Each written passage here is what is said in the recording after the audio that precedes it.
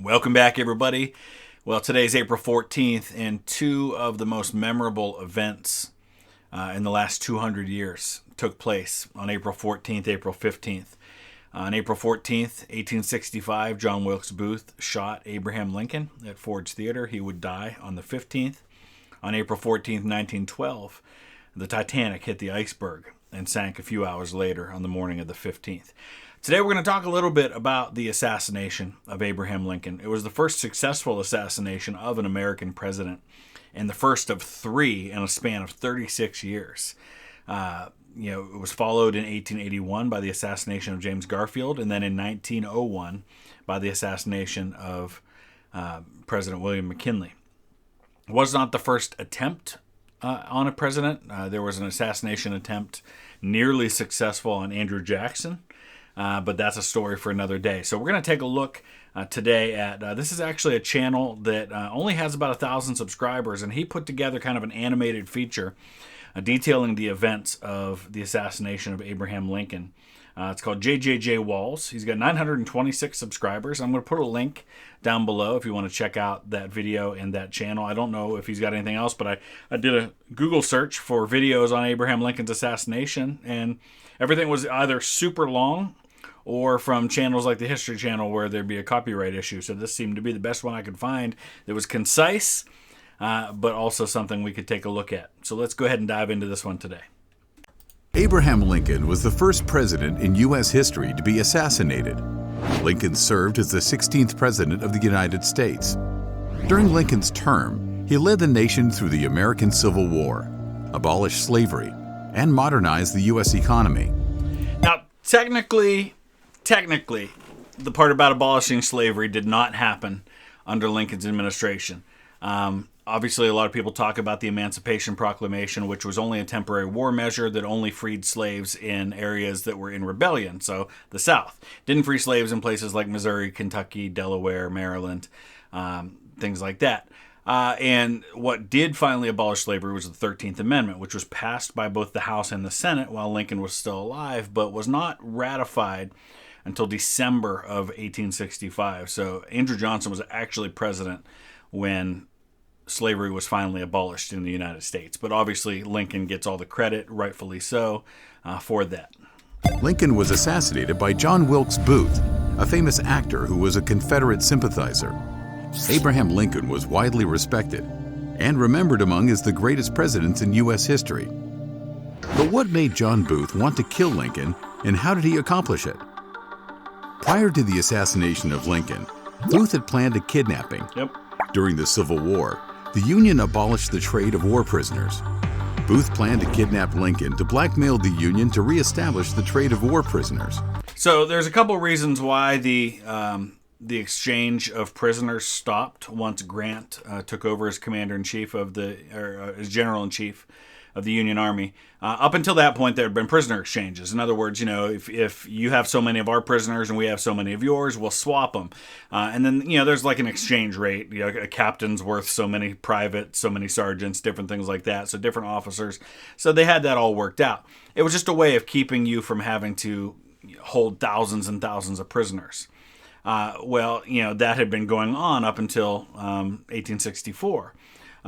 So the reason you have issues like Andersonville in the south, Elmira in the north, these prison camps that just ballooned to massive sizes, much more than they were intended to hold. Andersonville was supposed to hold something like 8,000 prisoners and had far more than that. It's because Grant puts a stop to the prisoner exchanges, and there's a couple reasons for that. Number one, the South had passed a law that stated that they weren't going to treat black soldiers equally who were captured. They would just kill them. And many black soldiers were killed on the battlefield rather than taken prisoner or returned to slavery. And so, number one, Grant said, until you're going to treat black soldiers the same way you treat white soldiers, we're not going to exchange anymore. But also, there was something else at play here, which was the South had very limited manpower, and Grant was one of the ones who understood that better than anyone. And so the quicker you could deprive them of the ability to make war because they just run out of men, the better. So that certainly played a part in it as well. And so, yeah, Booth, his plan was kidnap the president, exchange him for, I don't know, 100,000 or I don't remember what the number was he had in mind, soldiers that were in the prison camps, and give the South a chance. Booth planned to abduct Lincoln on March 17th when Lincoln would attend a play. The plan failed because Lincoln did not attend the play. On April 11th, Booth attended Lincoln's speech at the White House. Interesting, though, he skips over the fact that Booth attended Lincoln's second inaugural address in March as well. Back then, the inauguration of a president took place in March rather than in January. They didn't move it to January until the 20th century.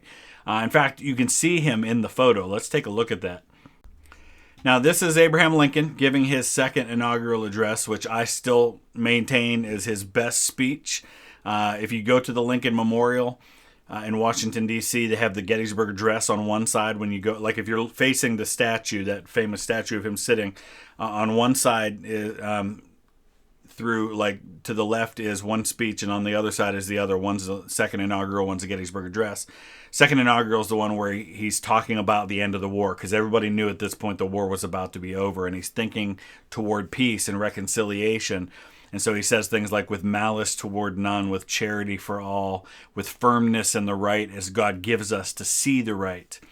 Let us strive on to finish the work we are in, to bind up the nation's wound, to care for him who shall have borne the burden, and for his widow and his orphan, to achieve to achieve a just and lasting peace for ourselves and among all nations. He talks about, how all of this blood had to be spilled to pay for hundreds of years of slavery. It was kind of like our karma, our penance for that.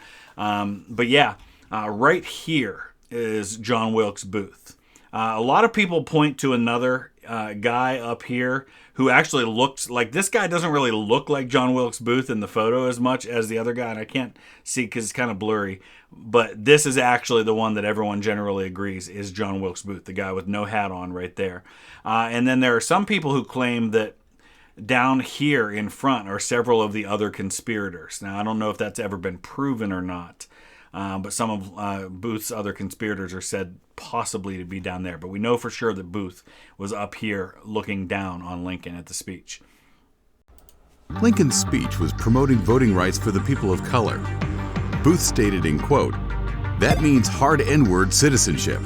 That is the last speech he will ever give." Yeah, the N-word, the one that we all know is inappropriate to say. That's what he said. That means that their citizenship. And this is the first time Lincoln had said that publicly.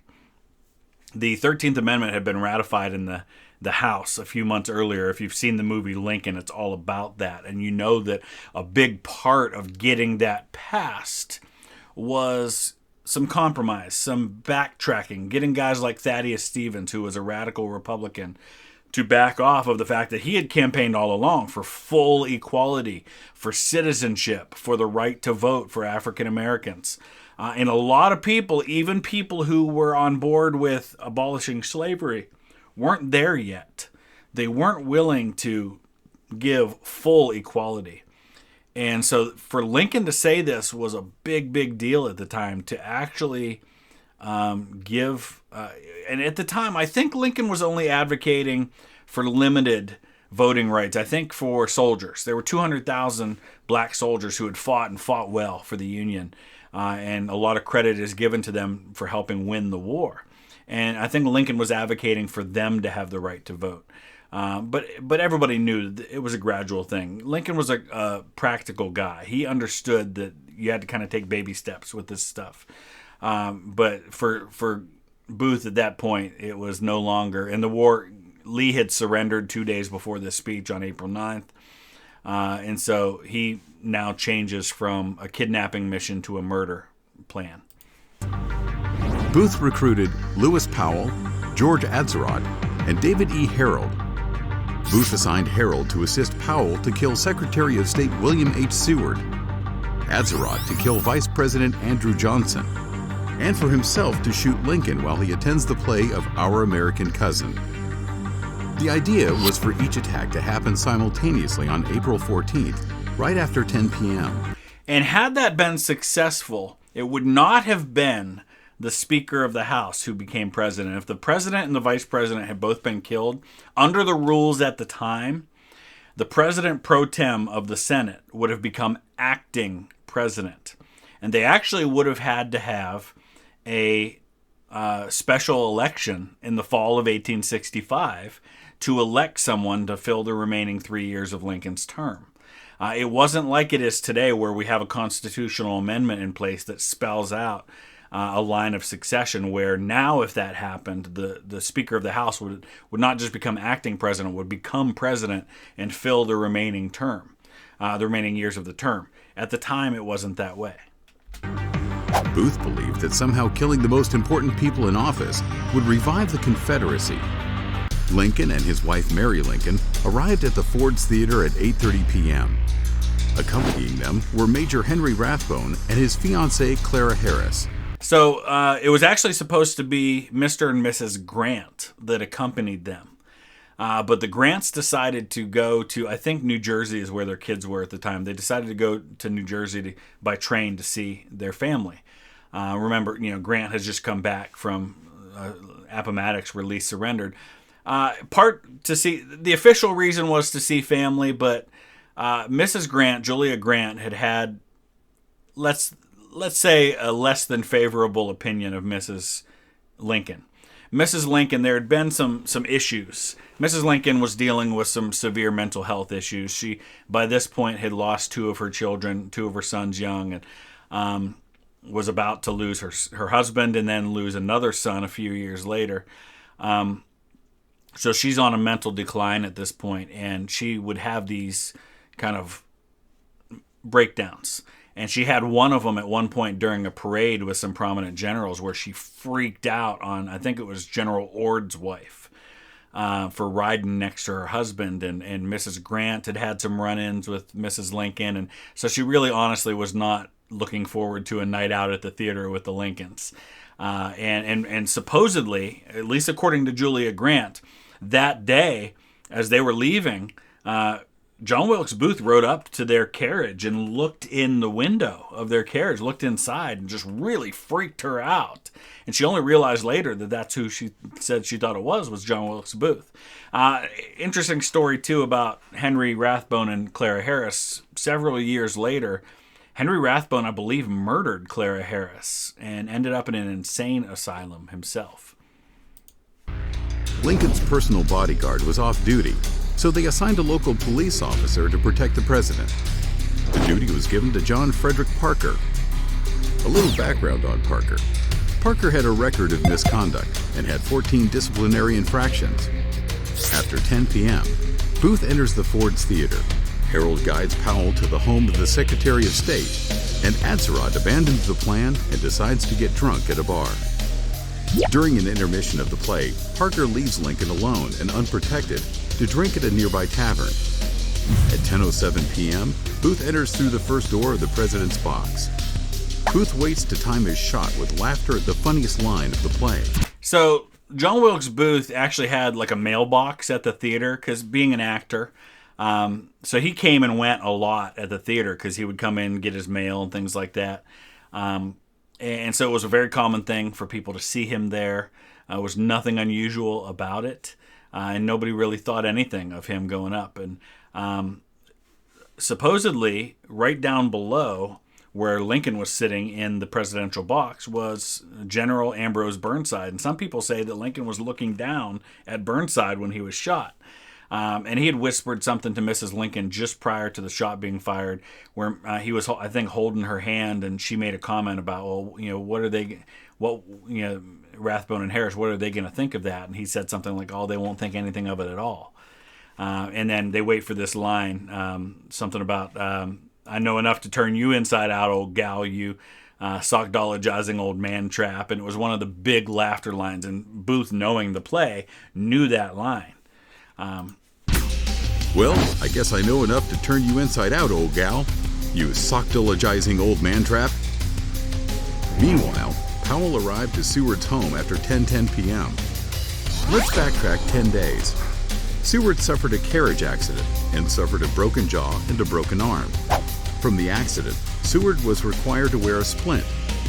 Powell enters the bedroom where Seward is located and stabs Seward multiple times in the face and neck. I think he used, he pretended to be, delivering medicine or something, which is how he got in the door in the first place. But then he, attacked some of Seward's family. I think knocked his daughter down at one point and broke into the room and started stabbing him. And they portray this really well in the movie The Conspirator.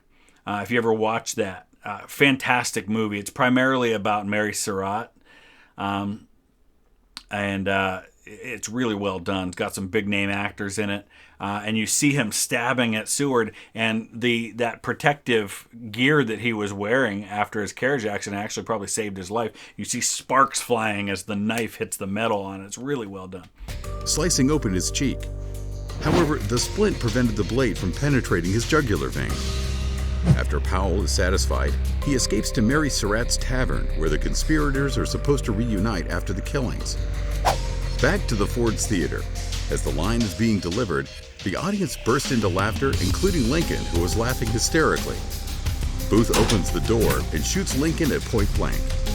The bullet entered Lincoln's skull behind his left ear and passed through the brain, fracturing both orbital plates. Lincoln slumped over and fell onto the floor. And it was a tiny little Derringer. It was a really small pistol that he fired, and he fired at a real close range because more than a couple feet away, you risk missing with one of those little guns like that. And it actually made Lincoln's eye bulge because all this blood started building up behind his eye. They actually have the bullet on display, I think, at the National Institutes for Health, their museum. Somewhere I want to go sometime. I know my friend JD from History Underground did a video from there, so if you check that out, it was one of his very first videos. You'll see that bullet, which when they did the autopsy and they removed Lincoln's brain, the bullet fell out of his brain. Rathbone jumped from his seat and wrestles with Booth, but Booth stabs him in the left arm.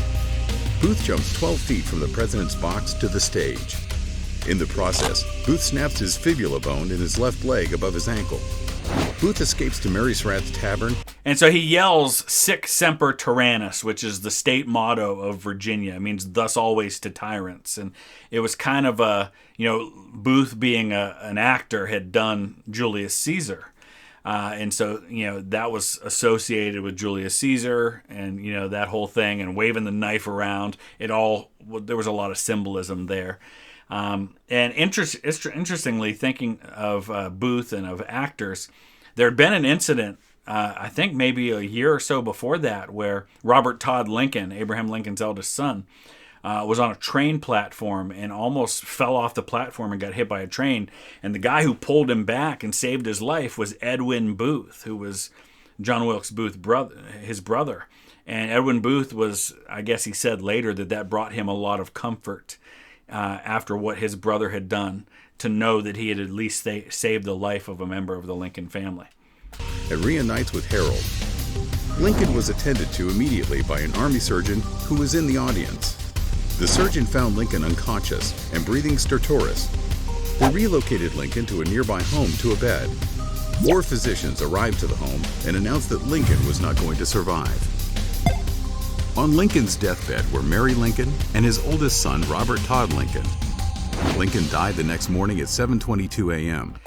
Robert Todd Lincoln, later in life, made a decision to never be around another U.S. president because Robert Todd Lincoln, in the span of 36 years, was present or very nearby to all 3 presidential assassinations. He was a few blocks away when his father was shot at Ford's Theater.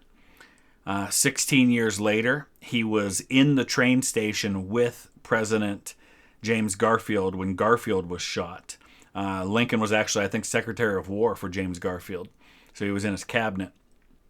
And then he was in Buffalo, I think, a block or so away, or in the next building over or something like that, when President McKinley was shot at the Pan American Exposition. So yeah, and then I think the next time he was near a president was when he came to Washington in the 1920s for the dedication of the Lincoln Memorial. Also, Lincoln's younger son, Tad, you see it portrayed in the movie Lincoln, and it's just horrible to think about. Or maybe Was it Lincoln? Yeah, it was the movie Lincoln. He was at another theater watching Aladdin when they stopped the play and came up on stage and announced the president had been shot. That's how he found out, was from that announcement. Imagine being a 12 or I think he was like 12 or 13 years old kid, finding out your dad's just been shot by an announcement on stage. It's horrible. The hunt for the conspirators became the largest in U.S. history, authorizing rewards of up to $50,000 US, the equivalent of up to $800,000 US in 2019. It was big. Edwin Stanton, who was the Secretary of War, basically took control of the situation at that point, and he declared martial law in Washington, D.C., shut down all the bridges, put out this massive manhunt. They knew right away. I mean, everybody knew instantly that it was John Wilkes Booth. He was recognizable as one of the most famous actors in the country. I mean, this would be like, like Brad Pitt killing the president. Everybody knew who it was when they saw him. And so everybody was hunting this guy instantly. From April 16th to April 21st, Booth and Harold were being hidden by a Confederate sympathizer. In between those days, Powell, Mary Surratt, and Atzerodt were located and arrested. Booth kind of bounced around. I don't know if he was just being hidden by a Confederate sympathizer. The doctor who set his leg was named Samuel Mudd. And Samuel Mudd actually initially was sentenced to life in prison for assisting Booth. They set up these, and I'm not going to get into all this today because we're just talking about the assassination, these military tribunals. These folks were not tried in civilian court. They were tried in a military tribunal, and it was hardly a fair trial, let's say. I highly recommend you watch the movie The Conspirator. James McAvoy plays the main kind of defense attorney for Mary Surratt, who was the first woman to ever be executed by the federal government for her role in that. And she may or may not have known what was going on. Really what it was about was they were trying to get her to her son, John Surratt, who fled the country and went to the Vatican in Rome to get away from things. From April 22nd to April 24th, Booth and Harold traveled to a tobacco farm in King George County, Virginia. On April 26th, soldiers from the 16th New York Cavalry arrived and surrounded the barn. The soldiers gave Booth and Harold an opportunity to surrender. Harold surrendered, but Booth refused. Booth exits the barn with a rifle and pistol. One of the soldiers shoots Booth in the head. None of that was right. They set fire to the barn, and they surrounded it. And Boston Corbett, who was, I think, a sergeant in this unit, looks through between the slats, between a couple of the boards in the barn while it's on fire, and sticks his gun in between and shoots Booth inside the barn, not in the head, but in the neck. So Booth didn't exit the barn. He was shot inside the barn while it was on fire. And he was immediately paralyzed by the gunshot. And they drag him, I think, over to the porch of the house. And they had him lift his hands toward the end of his life. And he looked at him and he says, "Useless, useless." And those were his last words. Severing his spinal cord, Booth dies 2 hours later. The trial for the remaining conspirators lasted 7 weeks. They were all found guilty of conspiracy on June 30th and were sentenced to death by hanging. Mary Surratt, Lewis Powell, David Harold, and George Atzerodt were hung in the Old Arsenal Penitentiary on July 7th. Little point of contention, one of those things that always irritates me. They weren't hung, they were hanged. The correct terminology when you're talking about a hanging, even though it doesn't sound right, is hanged rather than hung. Interesting, they took some photos of that. Let's check those out. So here's one of the photos, and this is taken right before the hanging takes place. You can see the soldiers up there. You can see Mary Surratt over here in her dress, and then the other conspirators seated as they're getting ready for the execution. And then there's actually some photos after then they are hanged.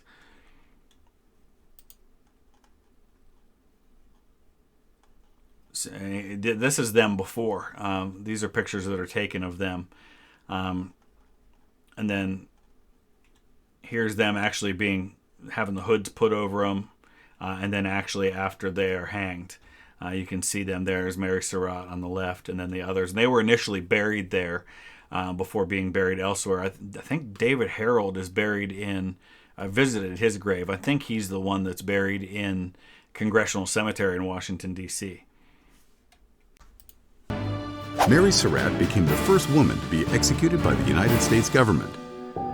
3 days. Now, not the first woman executed in the U.S. There were women executed. I've done research on women executed in the 1600s, but those were done by state or local authorities. This is the first woman executed by the federal government. Prior to the assassination, Lincoln shared a dream he had toward Hill Yeah, Lamont. that's right. He stated in quote, "I kept on until I arrived at the East Room, which I entered. There I was met with a sickening surprise. Before me was a catafalque, on which rested a corpse wrapped in funeral vestments. Around it were stationed soldiers who were acting as guards. Gazing mournfully upon the corpse, whose face was covered, others wept pitifully. 'Who is dead in the White House?' I demanded of one of the He soldiers. was killed by an assassin. The president, was his answer. He was killed by an assassin." Lincoln had these dreams regularly, and he often talked about them. He's hardly the first person to have premonitions of his own death. A lot of people have over years.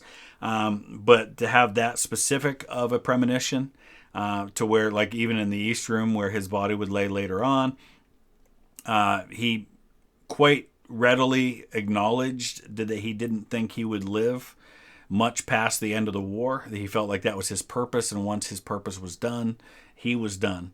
In fact, there's a line I highly recommend.